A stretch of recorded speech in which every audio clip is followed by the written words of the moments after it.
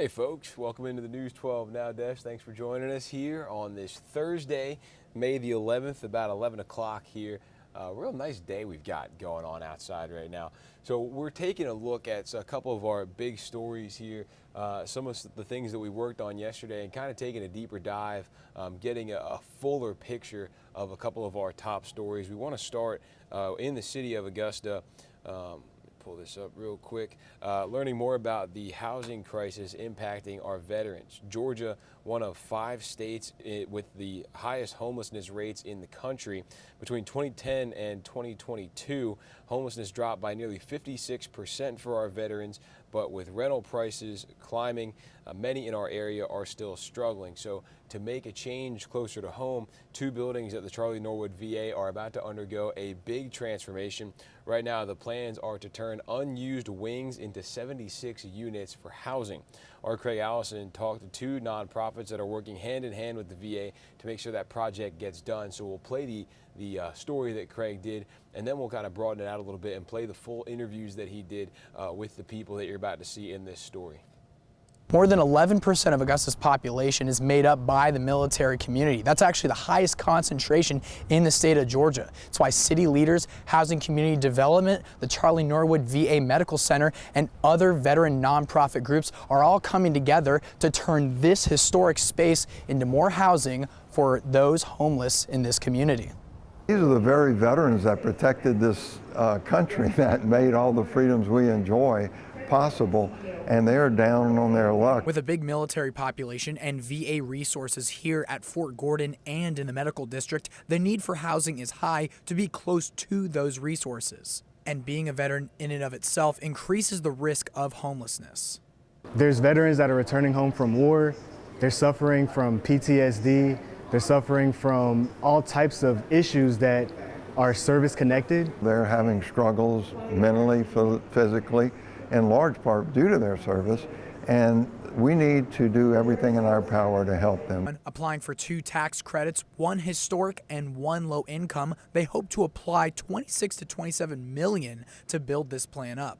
While the Charlie Norwood VA Medical Center has already helped 122 veterans find housing in 2022, they want to help as many vets as they can. Community partnership is really fundamental and foundational to getting those veterans in permanent housing. Now, the deadline for these tax benefits is on May 18th, so all these groups are trying to get this plan through the commission next week so that they can then get to the application, and if approved past that, can then get the ball rolling on a firm timeline and even more of the plan. In Augusta, Craig Allison on your side. So there you go, giving you a little idea of what's going on there. So now what we'll do is go ahead and we will play the sound that you heard there from Craig Taylor, who's the Executive Director of Solutions for Veterans, as well as Terrell Brown, who's the President of Garrison for Veterans, and Will Martin, who's the Public Affairs Officer for VA Augusta Healthcare System. State your name, spell it out, and then your official title. Craig Taylor, C-R-A-I-G-T-A-Y-L-O-R. I'm the Executive Director of Solutions for Veterans. Alrighty, so kind of listening on the really huge plan for the Charlie Norwood area. I'm just curious about what your thoughts were on that presentation. Yeah. Well, on any particular night in Georgia, based on a point-in-time count done in January of 2022, there were 650 approximately homeless veterans in the state. So that's a problem. We shouldn't have any homeless veterans in the state. Secondly, we have 2 gorgeous historic buildings on the Charlie Norwood VA campus that have been vacant for over 20 years, and they're dilapidating, falling in and everything. And it would be a tragedy to lose these beautiful historic structures, but they're very expensive to renovate, and the VA really doesn't have an explicit purpose within their medical center for their use.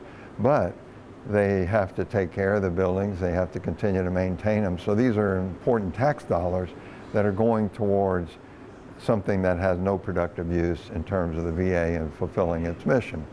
Thirdly, we have this VA campus, so the idea is, can we save these beautiful buildings, put them into a productive use, take homeless veterans who are no place to live, move them into this facility, and then give them direct, immediate, and comprehensive access to all these VA Medical Center services where they can either wheelchair or walk right to the hospital.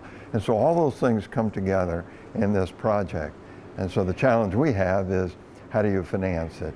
And so what we're doing, part of this redevelopment plan, is to apply for what are called low-income housing tax credits and couple those with historic tax credits, which will generate, between the two of them, around $26 million, $27 million, which is enough to do the 76 units that we're talking about doing. Gotcha. And then your involvement, because it sounds like you've been on the campus quite a bit. You're not with that VA, you're all part of a nonprofit group that helps out there on the campus occasionally or operates out of Atlanta? Well, way back when Barack Obama was president, we had a secretary of the VA, General Shinseki, and he came up with a brilliant idea, and that is, let's take all these vacant properties on VA campuses, let's incentivize the private sector, either for-profit or non-profit, to come in and redevelop that property and house homeless veterans. And so we're still carrying out that mission on these campuses, but we're private. In my case, I run a nonprofit corporation, Solutions for Veterans, which sole mission is to end veteran homelessness in the United States of America. And this will be our 13th project around the country in that effort.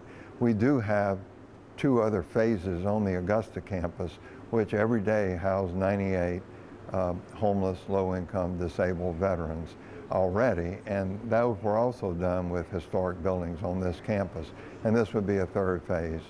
And as was noted in the presentation, Augusta, because of probably Fort Gordon and all the medical facilities and everything, the huge VA hospital here, has a large population of veterans, period, and it attracts a lot of veterans who come for services and everything who don't have the economic means to access rental housing.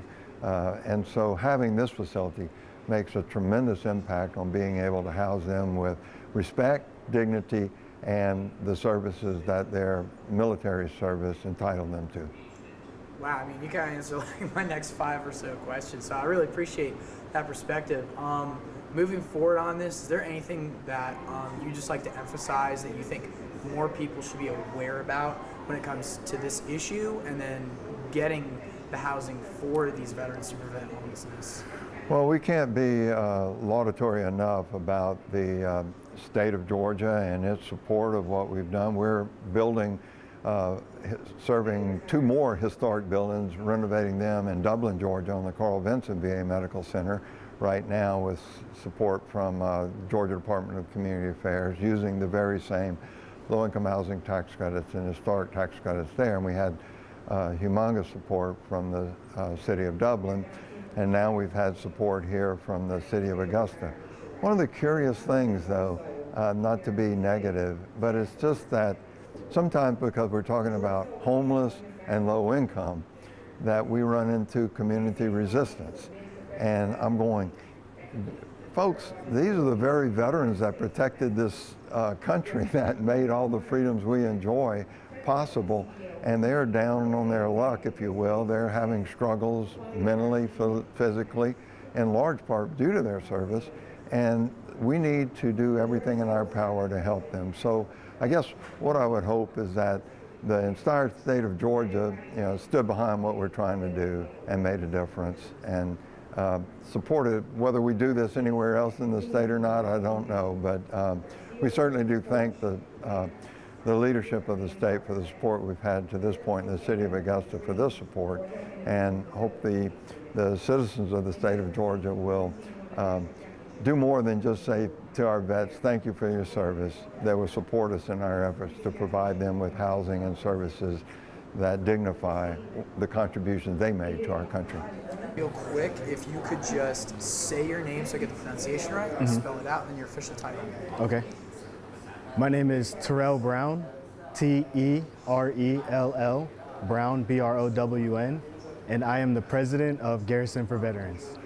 Alrighty, so just kind of getting your perspective on the presentation today on Charlie Norwood. What are your thoughts and on the revitalization and on the need that it's trying to address? Garrison for Veterans is a service-disabled, veteran-owned small business, and our goal and our mission is to increase the supply of affordable housing for United States military veterans to end veteran homelessness in America. We strive to restore veterans to their proper place of honor so that no veteran doesn't have a place to live. And the revitalization plan that was presented today is a great step in doing that, and it's a model for other communities to end their veteran homelessness problem within their community. Gotcha. So with the work that y'all do, how would this help kind of continue that momentum forward?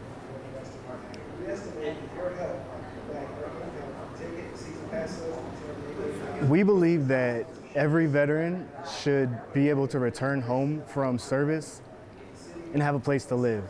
And right now, there's veterans that are returning home from war. They're suffering from PTSD. They're suffering from all types of issues that are service connected. And we strive to help that cycle to discontinue. So a lot of communities don't really know how to address the issue. And a lot of times when we come into communities, they don't even know that there is an issue. And once the issue presents itself, they don't know how to fix it. And so we are here to partner with communities that want to partner with us. So the city of Augusta is saying that they recognize that there's an issue and they recognize that there's a solution to that issue.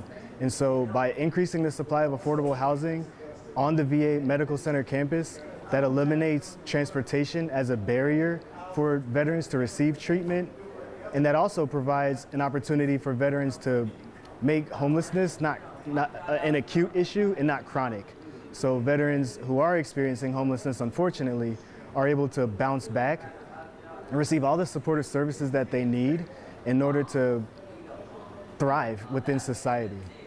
Gotcha. Is there any stats with your organization you'd just like to emphasize just with the work that y'all have already done? Garrison for Veterans was started in 2017, and since we've started, this would be our third project. We have a project in Dublin, Georgia on the VA Medical Center campus. They're doing 50 units of affordable housing.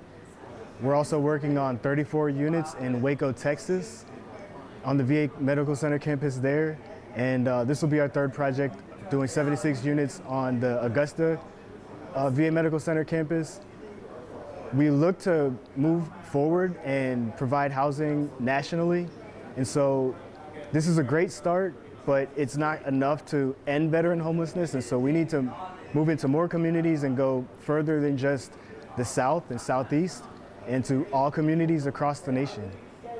All right, you've been great answering my questions about your organization. Is there anything else you'd just like to emphasize that you think more people should pay attention to, or just addressing the issue of veteran homelessness here in Augusta? I will say that Freedom's Path is a win for Augusta, the city of Augusta, and all military veterans. Right, spell it out in the title. Yeah, so I'm Will Martin, WILLMARTIN, and I'm the Public Affairs Officer for VA, I almost said Northern California, VA Augusta Healthcare System. All righty, so, we're, at Charlie Norwood, and I've been talking with a couple of nonprofit veteran groups that help out with housing. I was just curious from your end how you help out with the community in their efforts. Absolutely. So VA Augusta is huge on partnering with community organizations to ensure we're helping out homeless veterans. We can't do it on our own. Those organizations can't do it on their own, but if we work together, we can really make an impact as far as making sure veterans who are at risk of homelessness are finding permanent housing. And this partnership is just one example of that. I gotcha. And through those different efforts and groups, do you have any numbers or stats you can like kind of show with the progress y'all have made? Absolutely. Last year, 2022, we placed 122 veterans who were homeless or at risk of homelessness into permanent housing. And again, that was a huge partnership with community organizations to make that happen. So that was about double of what the projected goal was. So we were twice the rate. So that was a great success last year, and we want to build on that success moving forward. Gotcha. With that like double goal, is that to say that half of that, about like 60, maybe 70-ish homeless veterans is the typical amount y'all help out every year, or is there like a standard that y'all get? As far as the number of veterans we help every year, we just kind of go for the maximum on that. It's a fluid number, and it's hard to be precise exactly how many veterans in the area because it is a fluid community. So that's why those community partnerships are so important, because it helps us get an idea of how many homeless veterans or at-risk veterans in the area. And so we really try to shoot for a certain number based on that assessment, but our goal is really to exceed that. Gotcha. And, you know, I talked to a couple of nonprofit veteran groups that want to help out with this big project that was just presented to Augusta City Commissioners yesterday. And I believe the people that are actually leading the project, Freedom's Path Development, you know, they're the ones that want to renovate these buildings behind me, Right. 19 and 20, to create 76 more units for homeless veterans. I'm just curious from y'all's standpoint at Charlie Norwood, how you feel about that plan. I mean, we love any project that's going to put homeless veterans in some sort of permanent housing. So if that's a partnership with Freedom's Path, we're all for it. If it's a partnership with another organization, we're all for it. Any effort that's going to put homeless veterans in permanent housing, we're fully supportive of, as long as it's financially responsible and ethical, and we're fully supportive of it. Gotcha. And, you know, talking with Augusta, we, you know, some of the numbers they touted yesterday is that out of Georgia, we, you know, have the highest concentration of a military population based from the, or compared to the entire state. Yeah. And so is there, with that population, is there also like an increased need here in Augusta to help out our veterans? Absolutely. We have a huge military veteran community, and so that community being so large, you're going to have probably more homeless veterans, or at least veterans who are at risk of homelessness. But the advantage of that also is we have a ton of support from the local military and veteran community to get them into permanent housing. So again, that community partnership is really fundamental and foundational to getting those veterans in permanent housing. I gotcha. And I don't want to knock the 122 veterans that y'all got into homes, because that definitely seems like a big number, considering what the group was saying yesterday about having on a given night, you have about 650 homeless throughout the nation, of course.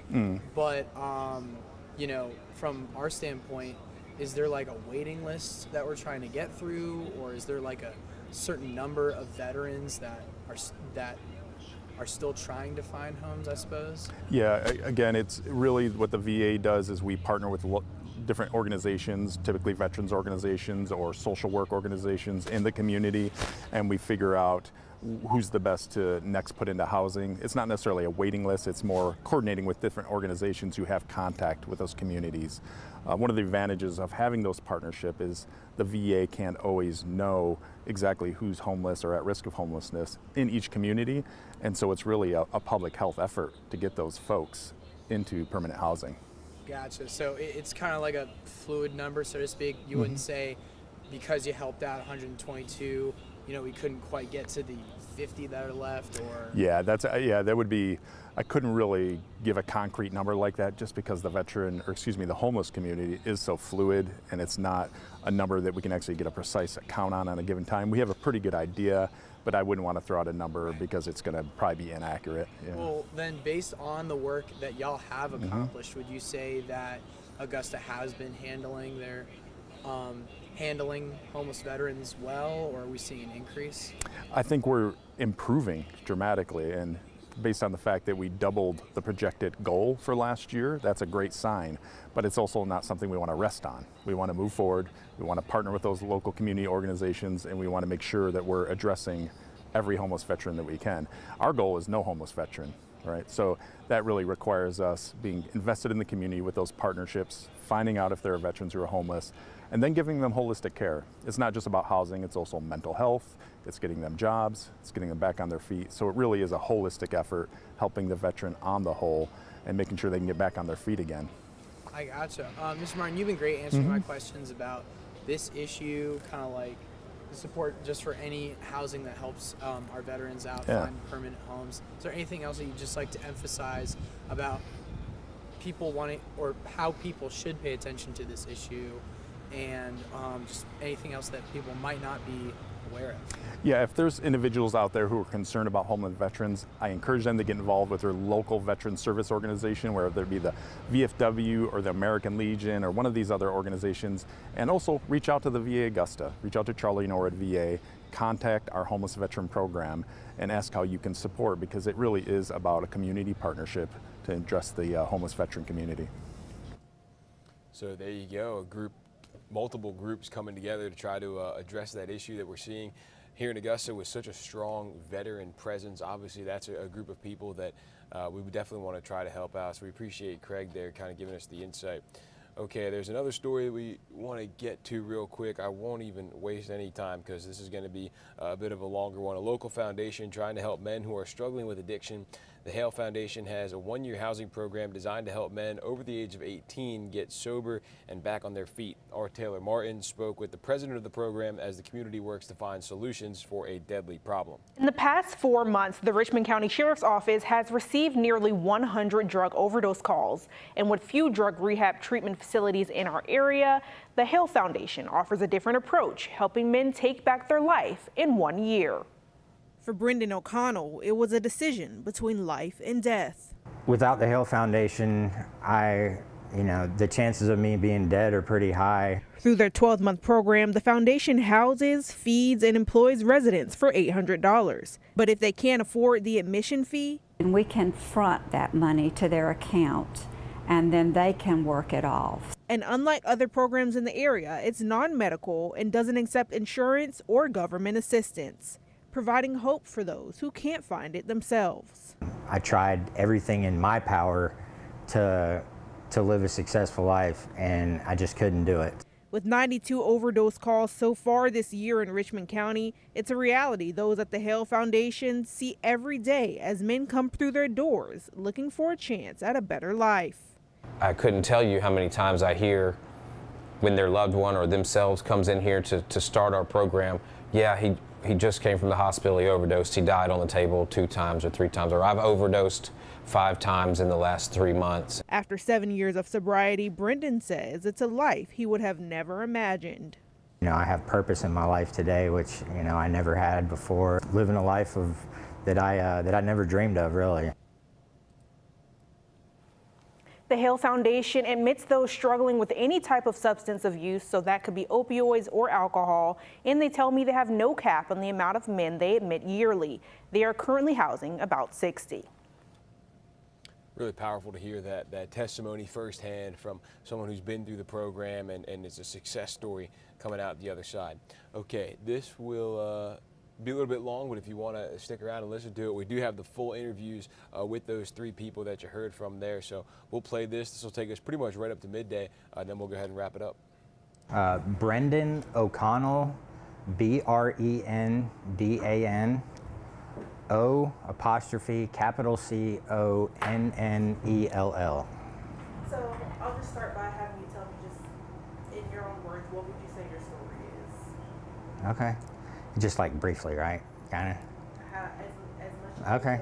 My name is Brendan O'Connell. I am 42 years old.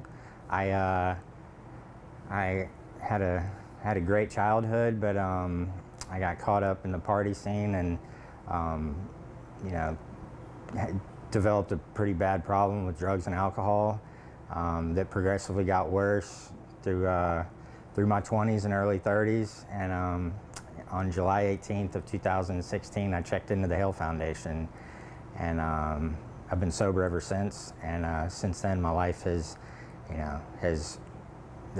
have purpose in my life today, which I never had before, and just honestly, just living a life that I never dreamed of, really. So. And what kind of brought you to that point where you felt like you needed to come here? I just had absolutely no idea. I could not manage my life at all. I tried everything in my power to live a successful life, and I just couldn't do it. So I really, you know, when I checked into the Hale Foundation, they kind of told me what to do, and I let somebody else take the wheel for a while, and I got some great results. And tell me just kind of what your journey was like here. It was rough in the beginning. You know, I was addicted to a few different drugs, and I had to deal with a bit of a detox. And then after that, you know, I kind of just rode the coattails of the people that came before me. Developed a relationship with a God of my understanding, and my life just continued to get better over the last 7 years. So. And did you grow up in the Augusta area? I did, yes. So you've been here your whole life? Basically, I've been around. I've been all over the country, but I've lived here more than anywhere else. Yeah. So you call it home? Yeah, absolutely. I mean, can you imagine what your life would be like if the Hale Foundation just didn't exist, or if you were able to get in? No, I mean, without the Hale Foundation, you know, the chances of me being dead are pretty high. You know, I was using drugs that are killing people today, and yeah, I mean, I can't imagine it. No, it would not have been good. Yeah. Yeah. You're right about the drug usage being high, overdose deaths being very high as well. So how important would you say it is for us to have not only just the Hale Foundation, but multiple organizations within the area to help people to prevent those numbers? It's extremely important. You know, there's if I could reach anybody that's like struggling with this thing, there is a massive group of people just like me that meet together and are staying sober and living amazing lives.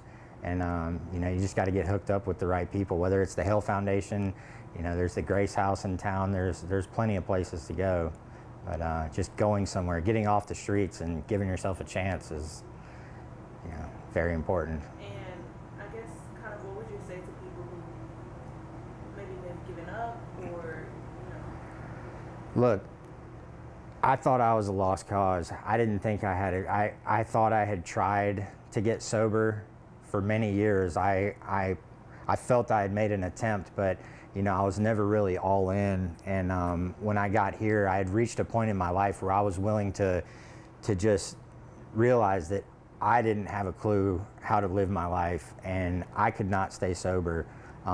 So I really, you know, went all in, and I let other people tell me what to do and how to live my life for, you know, a year down here. And that's, you know, I don't think it's, you know, a coincidence that that's when I got sober.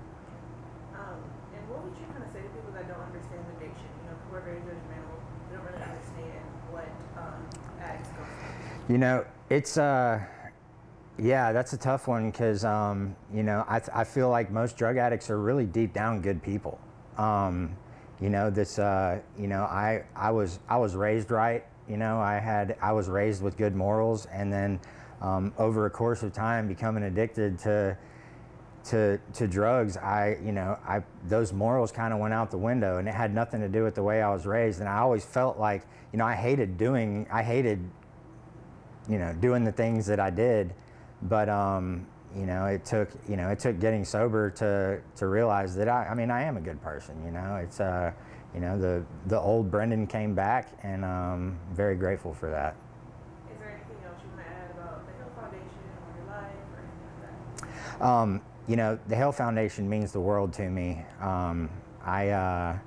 You know, it's like I said earlier, there's a large group of men that came through here that are my best friends today, and you know, these are all low bottom, you know, drug addicts that had no hope at all, and like all of us are living amazing lives today, and it's all because of what we learned on this property here at the Hale Foundation. My name is Roseanne Grubbs. That's Rosanne, Grubbs, Grubbs, and I'm the executive director of the Hale Foundation. So just tell me a little bit about the Hale Foundation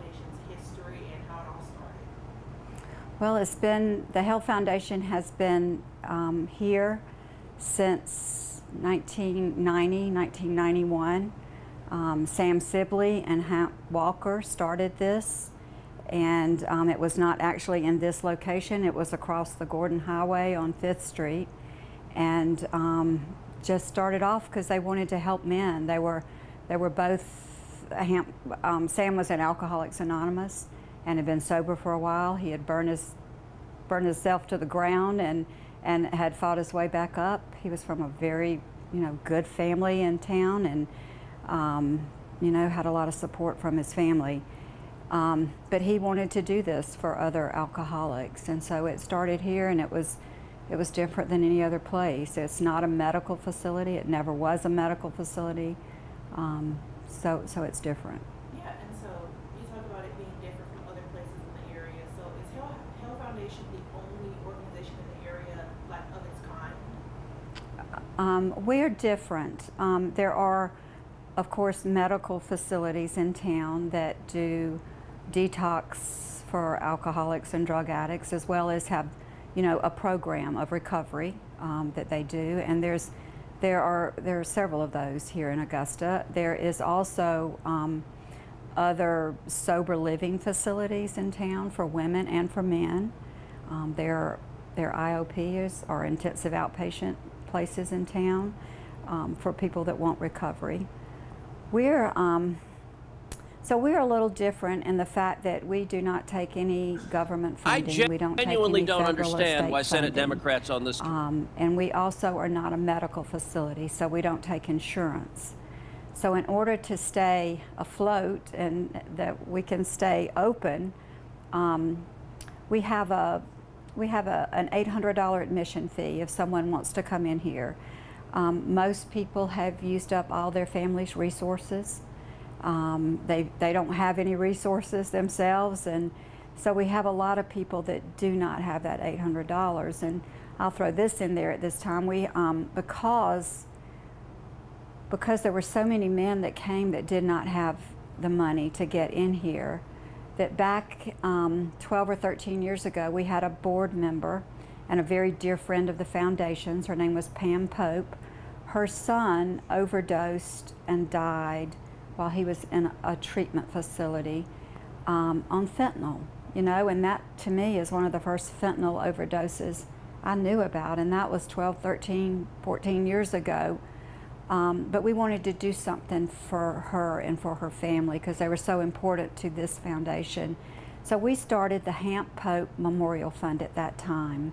We raised a good bit of money and we put in that fund. And so what we do today is when someone that comes in here and they don't have the $800, then we can front that money to their account and then they can work it off. So there's side jobs that they do on weekends that people from the community love to hire our guys because they're good workers. They're all smart. Drug addicts and alcoholics are smart people. They just get in trouble when they drink or use drugs. But so they can earn money that way to pay on that. We also, so after they've been here for 2 weeks, during that second week, we get them an interview with one of the 6 or 7 companies that we have a relationship with in Augusta. And these companies like to hire our guys because, one, they know that they're going to come to work because we're going to take them there. 2, they know that they're not going to be high when they get there because they're coming from here. And they all know that pretty much we work by the 12 steps of Alcoholics Anonymous. And so that's all about God. It's all about doing the next right thing. It's about being responsible and good people. So we get them an interview with one of these companies, and then starting week 3, when they start to work on week 3, then we start charging them $300 a week rent, and that covers all of their food, all of their lodging, all of their transportation on our vans, as well as the program that we provide. So this way, they're really not having to use up all of their family's resources that are left, and they're able to pay for their own recovery and invest in their own recovery because of that, we feel like. So when someone comes here, they have to pass a drug screen first. So a lot of times, especially with alcohol, they'll have to be detoxed somewhere else because we're not medical. And then they come, and if they can pass a drug test, then they can stay. And we take their cell phones. We want them to, we say we want you to come here and change your life. Not just come here and hang out and get a roof over your head for a year. And this is a 12-month program. We don't do 6 months, we don't do 3 months. It's a 12-step commitment, and a 12-month commitment. And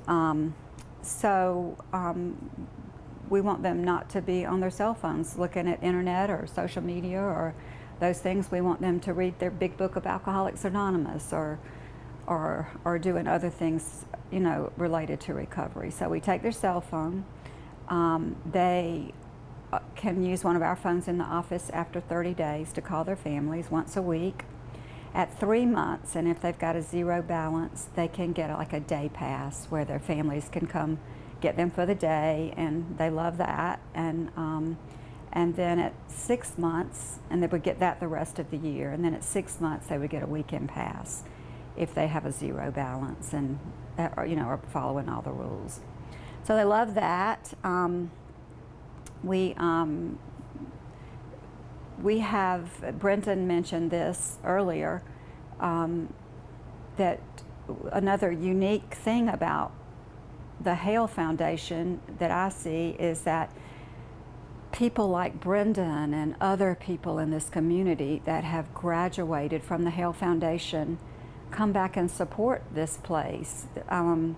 Brendan comes down here several times a week for meetings that we have here.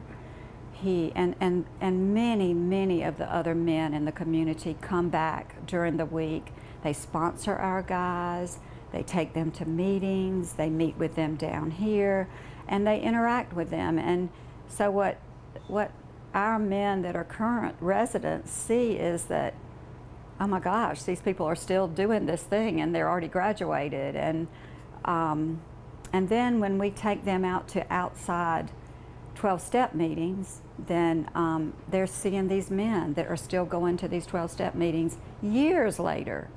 And so they're able to see that this just didn't, when we get out of here, things don't just, we have to, this is our medicine.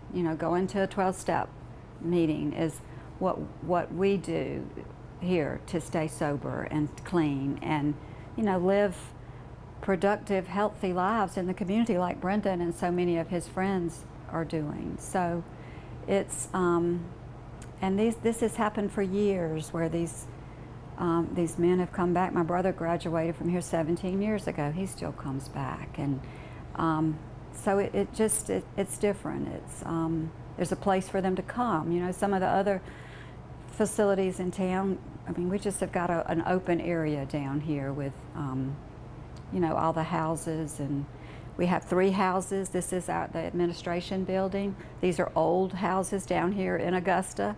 The next house was built from the ground up, and it's the dining hall. That's Sibley Hall, named after Sam Sibley. The other 3 houses are where all the residents live. Right now we have probably about 55 residents here. Wow. And so how many men do y'all take per year? Is there a cap on how many people you can take? How does that work? We try not to turn anyone away, so we don't have a cap. There are times in the year, we try to say, is it when it's hot or when it's cold? There's never any idea what the real reason is, but there just sometimes we have people wanting to come more than others, but we try to make room for who wants to come. We really say we can do about 60, but we have made room to go to take more than that at times. So. With numbers just fluctuating, I know there's, we talked about in the news meeting today, there's been a little bit of a dip in overdoses, but just with numbers fluctuating, what kind of a need are y'all seeing around this time of year for people coming in? A need from them or for a need that we have? A need that they have to come here.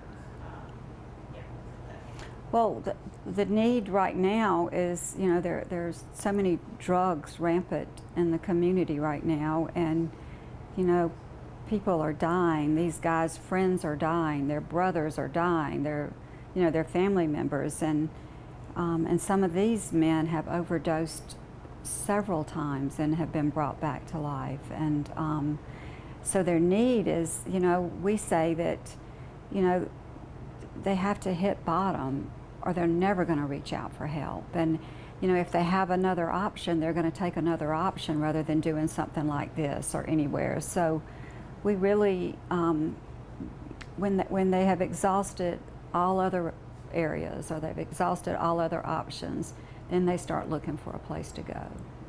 And sometimes it's just easier to get in here.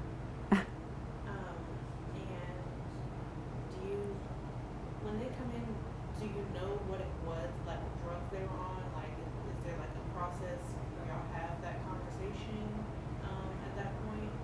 Well, they'll usually call first. We'll do a phone interview, or a residential, a medical treatment center will call us to see about getting someone in here that needs a longer stay than they have, and so we're able to find out, you know, by a phone interview if they are really willing to change everything about their lives. And we really look for that sense of desperation in their voices to see if they're really desperate to change. And I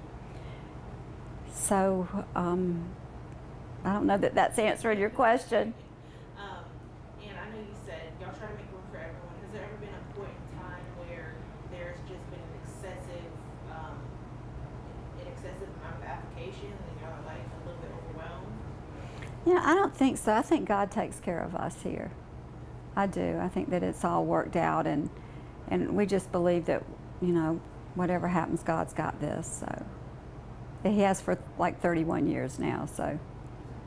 Yeah. Is there anything else you want to add about the organization and what y'all do here or anything like that? I just think we're in the business of saving lives, and that we have a lot of support from the community. A lot of people in the community are aware of us and what we do, and they will send their loved ones here. And it's just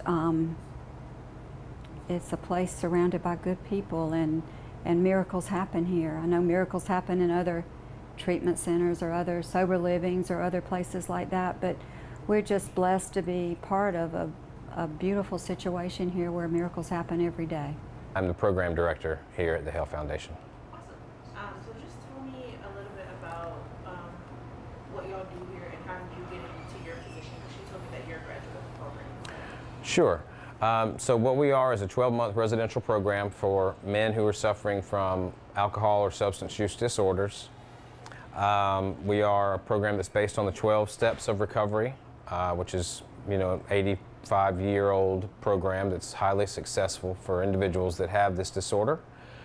We're a work-based program, which means that our men, they live here, eat here, sleep here together, but they go out into the community and work full-time, which allows them to pay their own way through our program. A lot of the guys that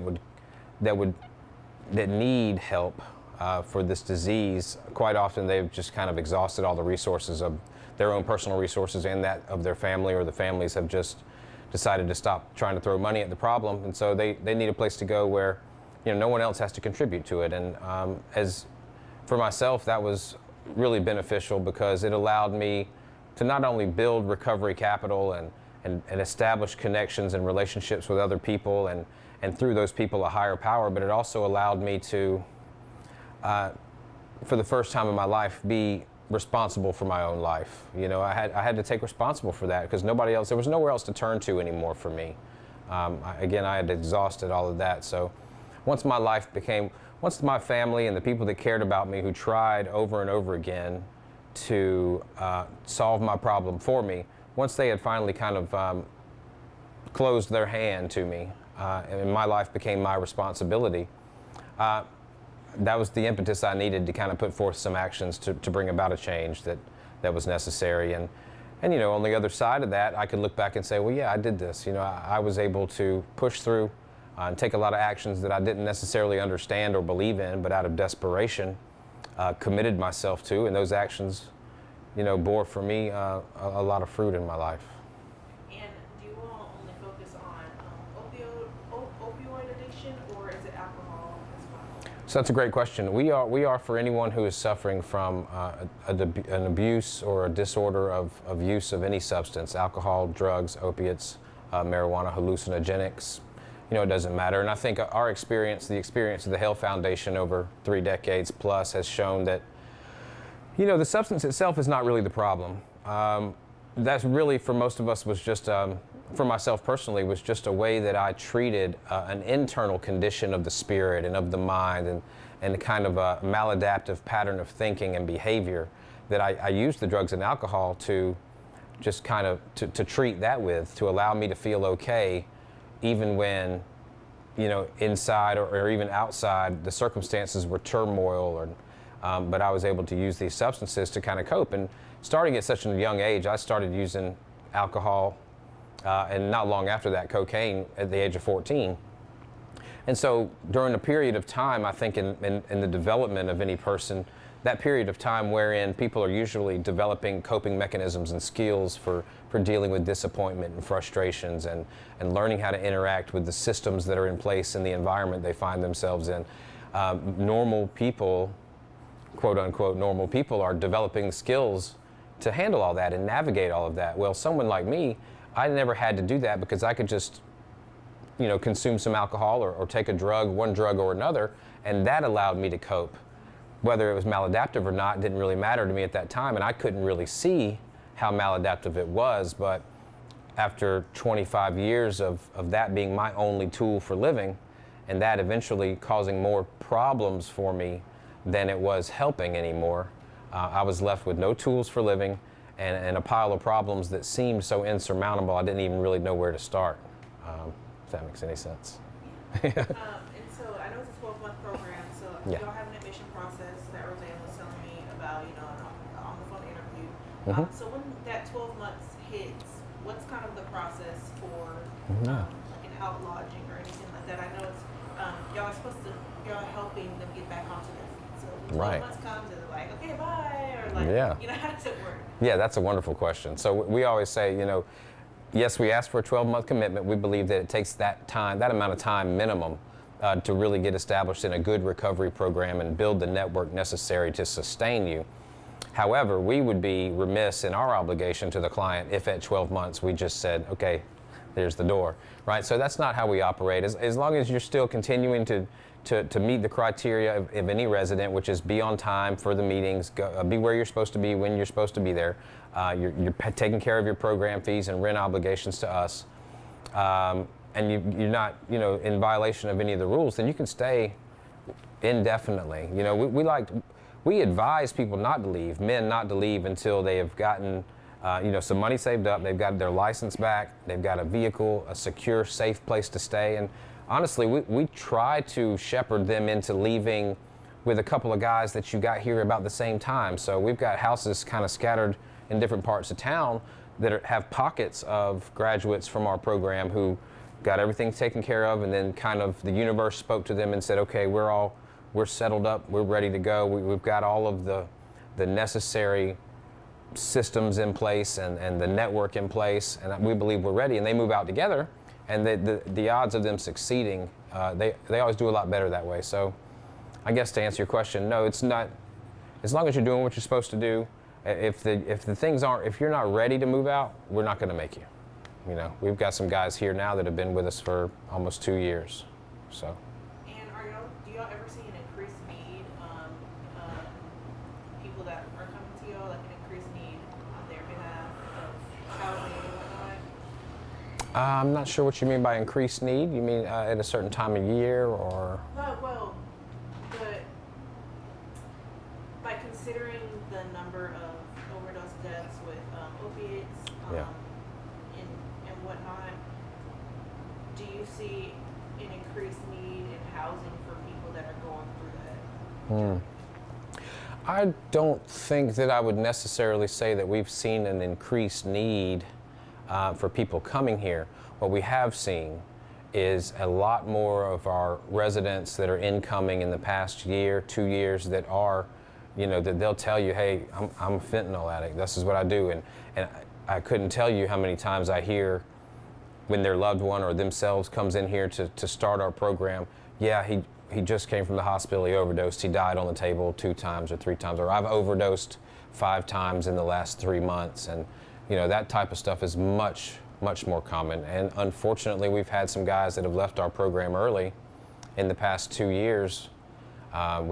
We've lost 4 or 5 guys who either relapsed while they were here or decided to leave early, and then shortly thereafter they get buried. Because with fentanyl, especially, it's at its most dangerous when you've been through a period of abstinence from the drug and your entire tolerance is gone, and then you go out there and you think that you can do the same amount that you had been doing or even something close to that, or you go back to a place to get the drug that you haven't been to in an extended period of time. You have no idea what the level of toxicity of the product is you're getting, and then they take it and then the first time they're dead.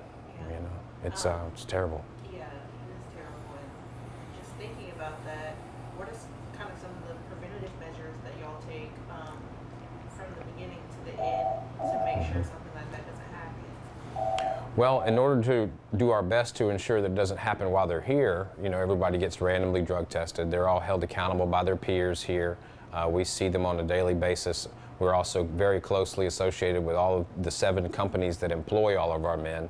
So we've got guys there watching out for any, aberrant behavior, and then we randomly drug screen them and take it from there. But once they're gone from here, there's not much we can do. We can supply them with a little bit of Narcan. We'll give them our card and say, hey, if you think you need to come back, call me, please, that kind of thing. But once they're out there, unfortunately, there's not a whole lot we can do. Is there anything else you'd like to add? I think the only thing that I would like to say is that if you're out there and you find yourself in a position where you're using substances, fentanyl, or drinking heavily, and you know that you need to stop, but you can't seem to do that, just reach out for help, man. Call the local 12-step group. You can Google them, AA, NA, CA, Crystal Meth Anonymous. There are plenty of groups out there. Celebrate Recovery. Just call somebody and get a little bit of help, man, because there's help out there, and it doesn't have to stay that way. I have a long history of drugs and alcohol in my life, multiple incarcerations, consequences after consequences, and I was at a place when I arrived here that I didn't believe my life could be any different. But I found hope on this property and talking with people who had recovered, that it could also happen for me. So just reach out. You can call us or call. There's some great recovery programs here in Augusta. Just reach out to somebody. Good stuff there from Taylor Martin, giving us the inside perspective there on the Hale Foundation and all that they do. Billy telling his story and Roseanne kind of giving an outline of the foundation, and then hearing the success story there with Brendan. It's good stuff. And of course, you can find out about all this on our website as well, WRDW.com, if you wanted to check it all out for yourself. That's going to do it for News 12 Now for this morning. We'll send things over to the TV side of things now. Zaina and Tim will have the latest news and weather over there on News 12 at midday. Be sure to subscribe to our YouTube channel, WRDW News 12, and download our WRDW streaming app so you stay up to date with everything going on. And we will see you back here tomorrow for Friday's top headlines. Have a good one.